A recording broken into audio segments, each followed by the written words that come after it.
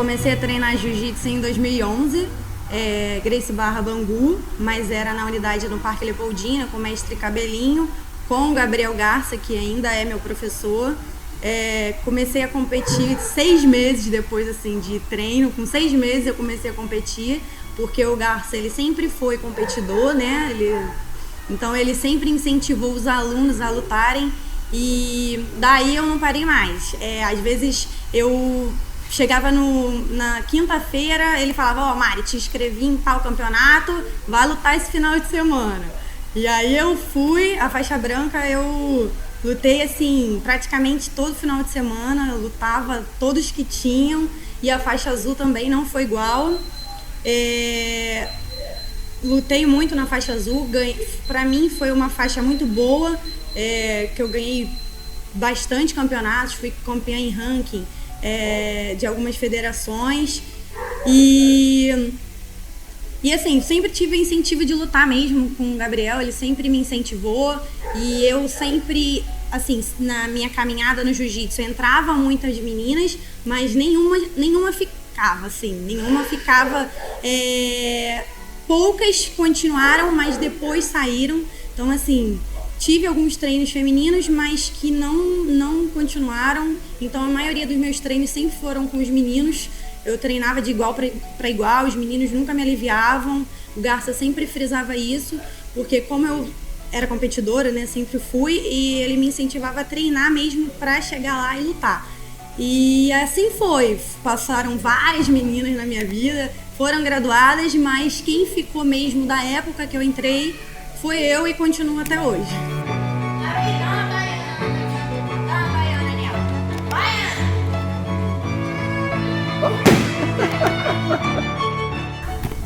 Então, depois, quando eu peguei a faixa roxa, eu já tinha ideia do que eu queria, que era viver, né, do jiu-jitsu, era competir, tentar conquistar os títulos mais importantes.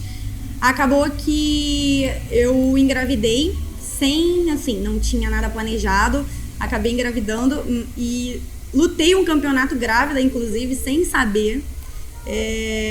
Foi um campeonato em que eu lutei, fiz umas lutas muito duras e eu nem sonhava, nem imaginava estar grávida. E aí logo depois eu descobri que estava grávida, tive que ficar de repouso porque tive algumas complicações e entrou a pandemia. Então eu ainda consegui pegar o início assim da gravidez dentro do tatame, eu ainda ficava aqui com os meus amigos de treino, a gente ainda fazia algumas posições. Depois da pandemia eu tive que parar, então a gente ficou com a academia fechada, né? E, inclusive o Garça, que é o meu marido, a gente ainda fazia algumas coisas, eu e ele, para não ficar parado, depois que eu fui liberada, né, pelos médicos que eu poderia fazer exercícios. E assim foi até o Ravi nascer. Ele nasceu, ainda assim na pandemia, a gente teve que esperar mais ou menos assim, até quase um ano para poder abrir as portas, a galera voltar, né, a treinar. E aí, logo assim eu já consegui treinar, consegui voltar a treinar, e aí fui treinando, voltei a competir. E a minha ideia era continuar num ritmo forte, mas eu não imaginava que a rotina de mãe ia influenciar tanto nessa parte. Apesar de ter tantas pessoas ajudando, não foi fácil. O começo, assim, não foi fácil. Ele ficava ainda na beira do tatame, eu treinando ali, fazendo algumas coisas, mas a preocupação de mãe sempre fala mais alto. Eu tinha que parar porque era a rotina dele e o treino era à noite e era a hora dele dormir. Então, assim, eu fiquei um tempo para tentar me adequar a isso tudo, a conseguir treinar e cuidar dele. Mas eu botei na minha cabeça que era uma fase que ia passar, que ele teria que fazer parte disso, né? Assim, das minhas conquistas, da gente evoluir dentro do jiu-jitsu.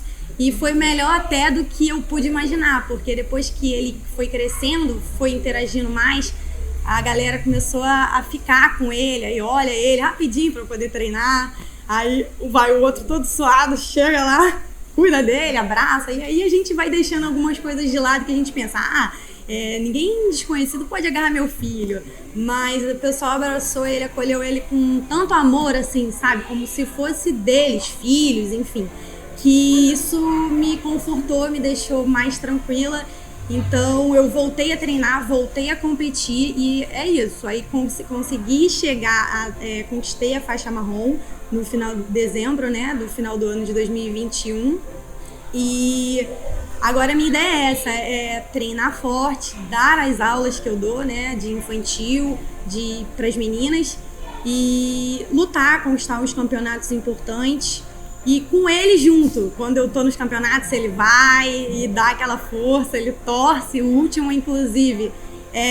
Eu pensava muito nele porque um dia antes eu falei, Ravi, mamãe vai lutar o campeonato. Aí ele, campeã, ficou assim como se fosse torcendo.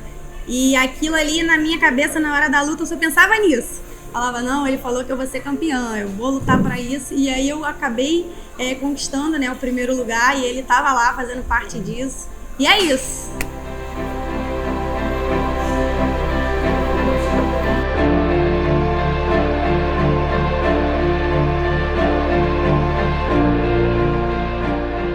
Bom, eu ainda tenho vontade, né, de conquistar alguns títulos, então para isso eu preciso focar nos treinos. Algumas vezes eu paro e penso, falo, caramba, será que é isso mesmo? Se eu vou conseguir tantas meninas lutando, focando, treinando todos os dias, várias horas por semana e assim, eu tendo que dividir entre cuidar do Ravi, treinar, assim, às vezes o peso cai, né, sobre as nossas costas e a gente acaba se questionando algumas vezes se realmente é isso, mas quando eu vejo o resultado, quando eu vejo que, assim, ele é puro, a pureza dele, tipo assim, ele tá querendo participar, ele quer conhecer o mundo novo, né, que a gente tá aqui oferecendo pra ele. Então, assim, ter ele aqui, eu acho que realmente dá uma força a mais. No campeonato que eu tinha pra me preparar, tudo que eu tinha programado na minha cabeça saiu errado. A semana ele ficou doente, na semana antes. Então, assim, já não consegui treinar na segunda porque ele tinha ficado doente. Na terça ele ainda tava, e aí eu tive que segurar um pouco, consegui dar um rola, e tive que parar porque ele tava doente, e nessas horas ele só quer a mãe, assim, a verdade é essa. Então, aquilo mexeu muito comigo, sabe? Eu falei, caramba, tudo que eu tinha me programado pra preparar, né, pra me preparar pra luta, não deu certo. E aí eu parei, respirei, e falei, não, vai do jeito que tem que ser, da forma que eu tenho para treinar. Se tiver que dar um treino no dia, né, eu vou dar, mas eu vou fazer o que é melhor. E não vou deixar meu filho de lado, ele vai participar disso. E foi isso. E aí no campeonato, ele lá, no começo eu achava que ele poderia atrapalhar um pouco a minha concentração, mas pelo contrário, eu lá, vendo ele lá, olhando eu lutar e torcendo agora que ele tá maior, ele tá entendendo um pouco mais, parece que é uma recarga, assim, um ânimo de olhar pra ele lá e eu lutando e ele já começando a entender o que é aquilo, né? E é isso, assim, é muito gratificante, eu fico sonhos assim de mãe mesmo.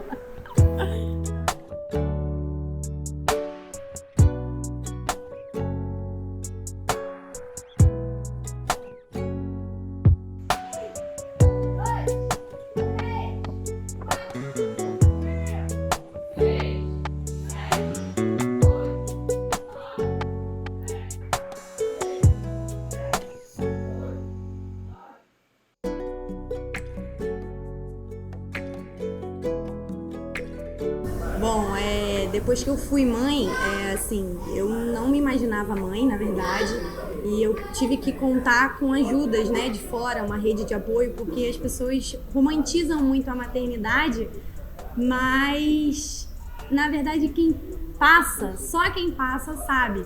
Então, assim, às vezes eu tentava expor o que eu estava sentindo, cansaço, e muitas pessoas olhando de fora não entendem, assim, é cansaço, mas era além de cansaço, era um cansaço mental, um cansaço físico. Então, assim, contar com ajuda nesses momentos é de extrema importância.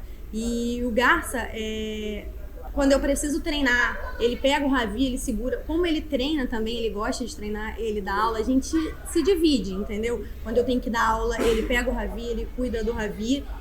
Isso fica menos pesado, né? Pra mim, que no caso, a minha rotina não é só ser mãe, a minha rotina é cuidar da academia, né? Que eu administro a academia, a rotina é cuidar da casa, é ser mãe e cuidar de outras pessoas, no caso, os alunos que estão aqui, que às vezes dependem de mim, querem uma ajuda minha. Então eu preciso estar bem, né, comigo mesmo para poder ajudar as outras pessoas.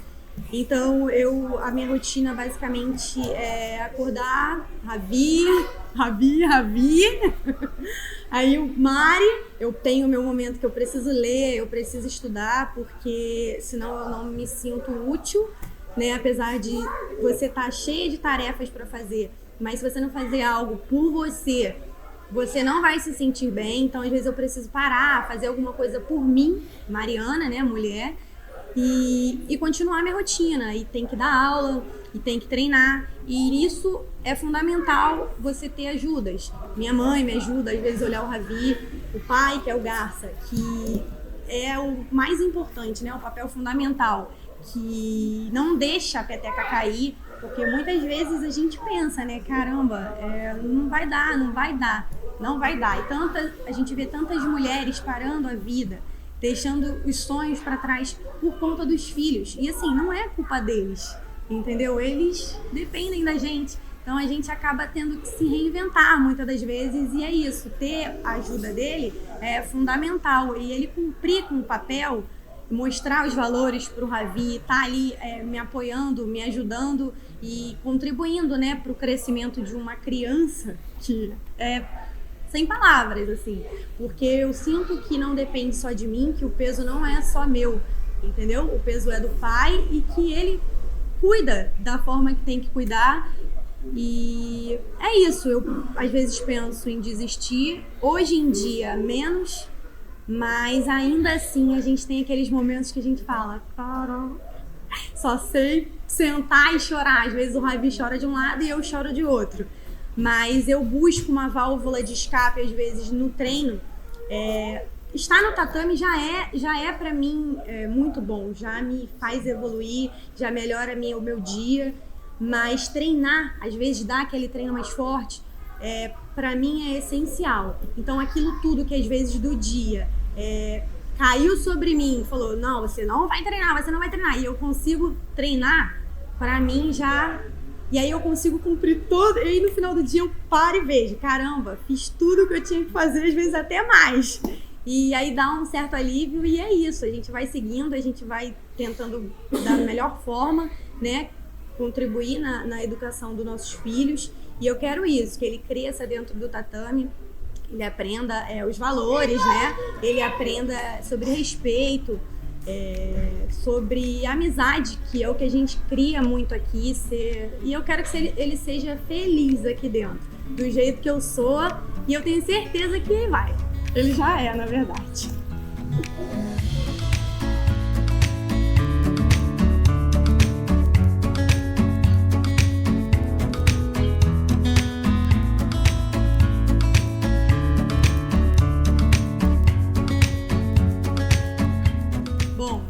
Ser mãe não é uma tarefa fácil. Vocês que me veem agora sorrindo, não imaginam o quanto eu já chorei, o quanto eu já tô vontade. Bom,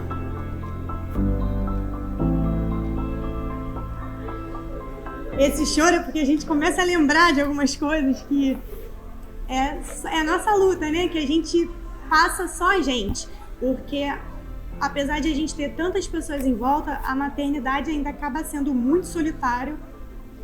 E assim, eu fico feliz por mim ter chegado agora onde eu consegui chegar e ainda ter forças para buscar muito mais. Então assim, quem se tornou mãe, quem vai ser mãe, quem já cada um sabe de si, assim, do peso que carrega. Mas o que eu tenho às vezes para passar para a mãe é que a gente não tem como fugir às vezes do sofrimento, a gente tem que viver aquilo, né? O tal do puerpério, que é o terror, e realmente é o terror, ninguém imagina a não ser quem passa. Então assim, vivam isso, sintam isso, mas não deixem de olhar por vocês mesmos. Busquem aquilo que façam vocês felizes. E às vezes parece tão clichê essa frase, mas é tão real que, assim, foi o meu puerpério inteiro, um mantra de que vai passar, isso vai passar. E realmente passa. Entram outras fases, mas a gente já consegue lidar melhor com aquilo.